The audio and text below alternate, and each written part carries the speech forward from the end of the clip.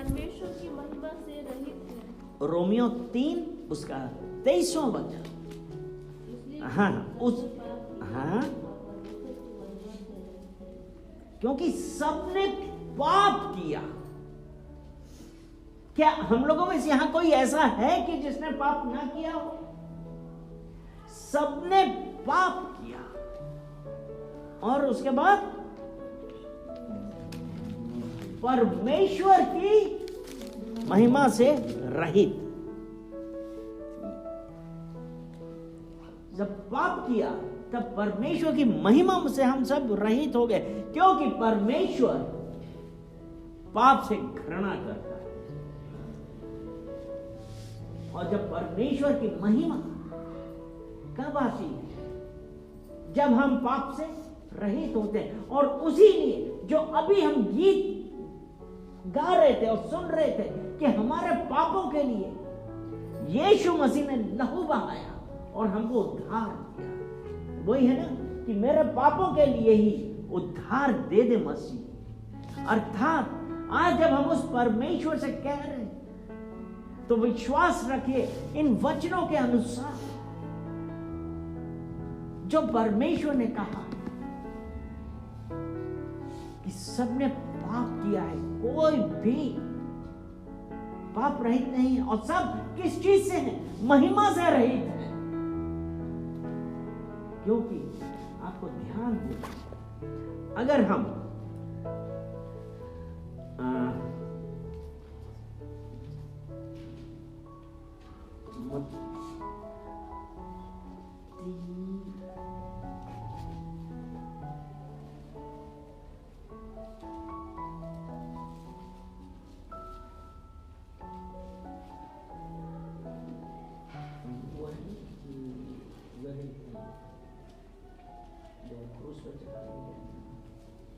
यीशु ने कहा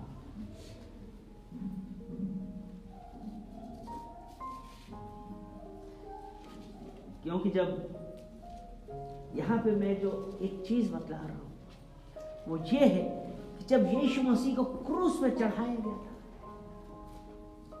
तब उसने कहा था, उसने क्या चिल्ला चिल्ला के कहा था?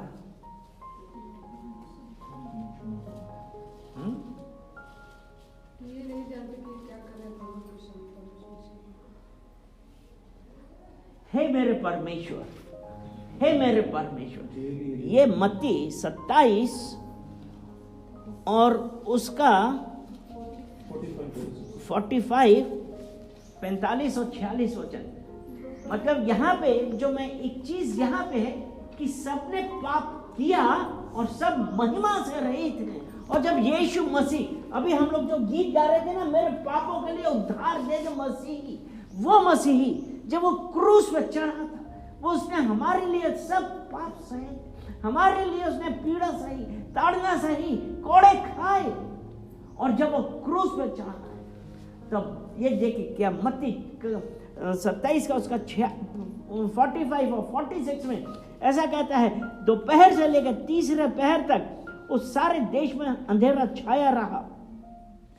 तीसरे पहर के निकट यीशु ने बड़े शब्द से पुकार कर कहा, एली एली लमा शबक्तनी, अर्थात हे मेरे परमेश्वर, हे मेरे परमेश्वर, हे मेरे परमेश्वर, तूने मुझे क्यों छोड़ दिया? अर्थात क्या है इसका मतलब? वो परमेश्वर यीशु मसीह जो स्वयं परमेश्वर, वो आपके लिए, मेरे लिए मनुष्य बना, उसके साथ उसने अपना लहू बहाया। आपके पाप, मेरे पाप उसने अपने शरीर पे लिए। और जब वो क्रूस पे चढ़ाया गया और तब वो ये कहता है कि हे मेरे परमेश्वर, हे मेरे परमेश्वर, तूने मुझे क्यों छोड़ दिया? अर्थात वो महिमा से रहित हो गया था, इसलिए क्योंकि वो हमारे पाप लेके क्रूस पे चढ़ा था। और वो परमेश्वर पाप से घृणा करता है।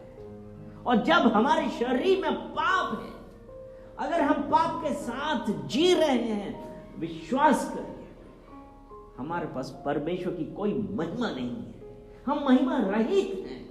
और आज वही यीशु ने जब अपना लहू बहाया, किस लिए? कि हम, आप और हम उसकी महिमा में रहे, उसके उद्धार में रहे, हमारा उद्धार हो हमारे जीवन में। हालेलुया। जब हम रोमियो 6, ओ Jesus Jesus, hallelujah hallelujah hallelujah. रोमियो की पत्री उसका 6 अध्याय, और हम वचन पढ़ेंगे 14।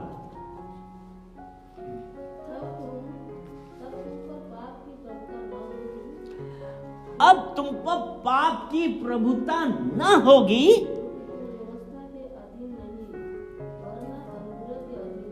अब तुम व्यवस्था के अधीन नहीं वरन किसके अधीन है? अनुग्रह। अर्थात वो यीशु मसीह का अनुग्रह है, उस परमेश्वर का अनुग्रह हमारे ऊपर हुआ है। तो आज जो हमारा जीवन है वो क्या है कि पाप की प्रभुता हमारे ऊपर नहीं होगी। क्योंकि पाप की प्रभुता कब होती है? जब हमारा उस परमेश्वर के साथ कोई रिलेशनशिप नहीं रहती, उस परमेश्वर के साथ संबंध नहीं, तब पाप हमारे ऊपर प्रभुता करने लगता है। इसीलिए ये कहा जाता है कि हमको हमारे परमेश्वर के साथ संगति करनी है, परमेश्वर के साथ रहना है। क्योंकि 1 कुरिन्थियों 6 उसका 17 वचन कहता है,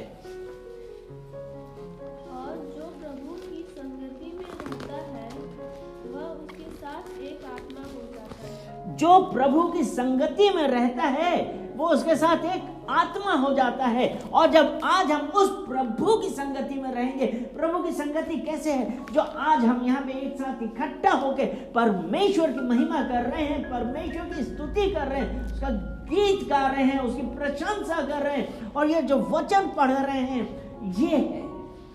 ये हमारे साथ प्रभु की संगति है। हम उसके साथ कितना समय बिता रहे हैं, हम कितना समय उसका, कितनी देर तक, कितना समय उसका वचन पढ़ते हैं, यानी कि तब है। इसमें यही कहा ना कि जो प्रभु की संगति में रहता है वो उसके साथ एक आत्मा हो जाता है। हालेलुया।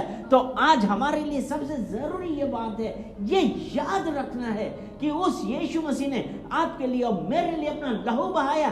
किस लिए? जिसे हमारे उद्धार के लिए। क्योंकि अभी हमने यही गीत गाया है कि मेरे पापों के लिए उद्धार दे दे मसीह।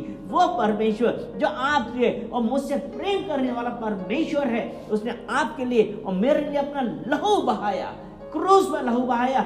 सोचिए, अब सोचिए कि वो यीशु मसीह जिसके ऊपर कोड़े पड़े, और वो कोड़े ऑर्डिनरी वाले नहीं थे, उन कोड़ों के ऊपर लोहे की कीलें थी और घूमी हुई कीलें थी। जब कोड़ा पड़ के, जब कोड़ा खींचा जाता था, यीशु मसीह का मांस भी खींच के आता था उसके साथ। वो लहू बहाया, वो कितना दर्द होगा आप सोचिए।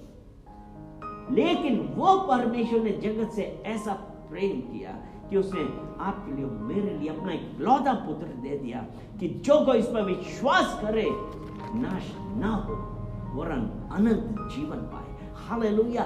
वो परमेश्वर आज फिर यहाँ पे वो तैयार है। लेकिन क्या हम उस बात के लिए तैयार हैं? क्या हम ये कहने के लिए तैयार हैं कि परमेश्वर, मैं आपके साथ चलने के लिए तैयार हूं, आपकी आज्ञाओं पे चलने के लिए तैयार हूं। पिता परमेश्वर, बदल दीजिए मुझे पाप से दूर रखिए, क्योंकि आप मेरे पापों के लिए उद्धार दे दे मसीह। वो परमेश्वर आज हमसे ये कह रहा है कि पाप की तुम्हारे ऊपर कोई प्रभुता ना होगी। हालेलुया। क्योंकि जब पाप की प्रभुता कब होती है?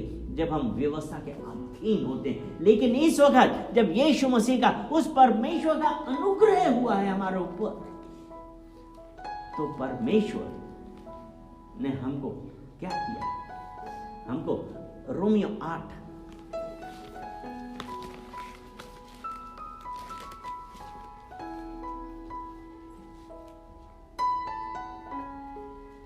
8 और उसका 14 वचन, रोमी 8 उसका 14। इसलिए कि जितने लोग परमेश्वर के आत्मा के चलाए चलते हैं, इसलिए जितने लोग परमेश्वर की आत्मा के चलाए चलते हैं, वे ही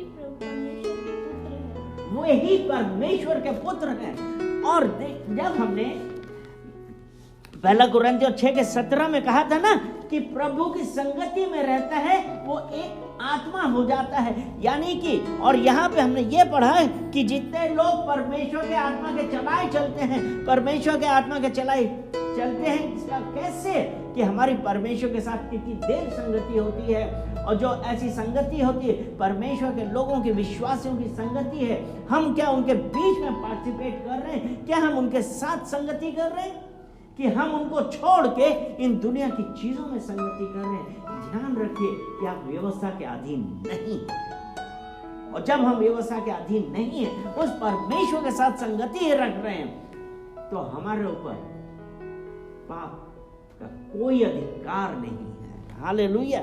क्योंकि जब पाप में हम चलते हैं, पाप में जब चलते हैं, तभी तो उसने कहा ना कि जब हम व्यवस्था के अधीन चलेंगे तब पाप की प्रभुता हम पे होगी, यानी कि व्यवस्था के अधीन, यानी कि हम दुनियादारी के अनुसार चलने लगे, तब पाप हमारे जीवन में आया और उसके अनुसार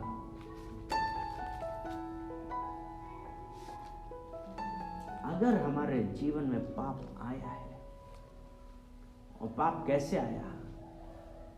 हमारी संगति, हम इस व्यवस्था के अनुसार चलने लगे। पाप, अगर हम नीति वचन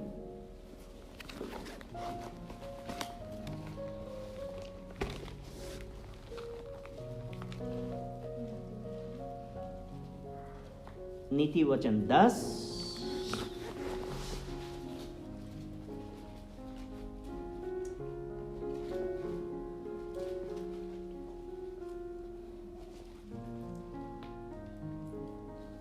और उसका 19 वचन, नीति वचन, जहाँ बहुत बातें होती हैं, जहाँ बहुत बातें होती हैं वहाँ अपराध भी होता है। वहाँ अपराध भी होता है। यानी कि जब हम व्यवस्था में चलने लगे, उसके अनुसार चल रहे हैं, तब पाप की प्रभुता है। क्योंकि जहाँ बातें बहुत होती हैं वहाँ अपराध भी होता है। और वो अपराध क्या है? बुराइयां करना, गलत विचार करना, ये सब चीजें हैं। तो इसलिए जब हमारा उद्धार यीशु मसीह ने किया, तो हमको उस परमेश्वर के साथ संगति करनी है। क्योंकि रोमियो 8:14 में यही है कि जब परमेश्वर के साथ एक आत्मा में हो, जब परमेश्वर की आत्मा के चलाए चलते हैं, तभी हम परमेश्वर के पुत्र और पुत्री कहलाते हैं। हालेलुया। एक बात और एक ये अंतिम वचन ये है, रोमियो 6 उसका 23 6 और उसका 23। क्योंकि पाप की मजदूरी तो मृत्यु है, परंतु परमेश्वर का वरदान हमारे प्रभु मसीह यीशु में अनंत जीवन है। पाप की मजदूरी मृत्यु है। अर्थात जब अगर हम पापों में जी रहे हैं, उस परमेश्वर के साथ हमारी संगति नहीं है, तो ये कि पाप की मजदूरी मृत्यु है। और वो मृत्यु का क्या मतलब है? अब एक ये होता ना, मरेगा तो सभी कोई, लेकिन यहां पे जो मृत्यु है वो कौन सी मृत्यु है? वो मृत्यु है जो जहां पे आग कष्ट वाली हो, वो वाली मृत्यु जो नरक की आग है। ये वो मृत्यु है जहां पे सिर्फ कष्ट कष्ट कष्ट है। अब वो बोलेंगे मरने के बाद क्या है, लेकिन जब हम ऊपर जाएंगे तब ये वो वाली मृत्यु है कि पाप की मजदूरी तो मृत्यु है, परंतु परमेश्वर का वरदान हमारे प्रभु मसीह यीशु में अनंत जीवन है। हालेलुया। जब हमने यीशु मसीह को स्वीकार किया और उसकी आज्ञाओं के अनुसार चल रहे हैं, तब पाप हमारे ऊपर प्रभुता न कर पाएगा और हम उस परमेश्वर के उद्धार में जीवित रहेंगे। और ये है फिर हमारा अनंत जीवन, यानी कि हम परमेश्वर के साथ उठा लिए जाएंगे, उसके साथ रहेंगे। अब आप ये सोचिए कि ये वाली मृत, ये आत्मिक मृत या परमेश्वर के साथ में जब हम सोएंगे, वो वाली मृत, कौन सी मृत बेहतर है? ये पाप की मजदूरी तो मृत्यु है, वो मृत जो कष्टकारी है। हमारा उद्धार हुआ, हमने यीशु मसीह का स्वीकार किया, तो हमारे पास क्या आया है? अनंत जीवन आया।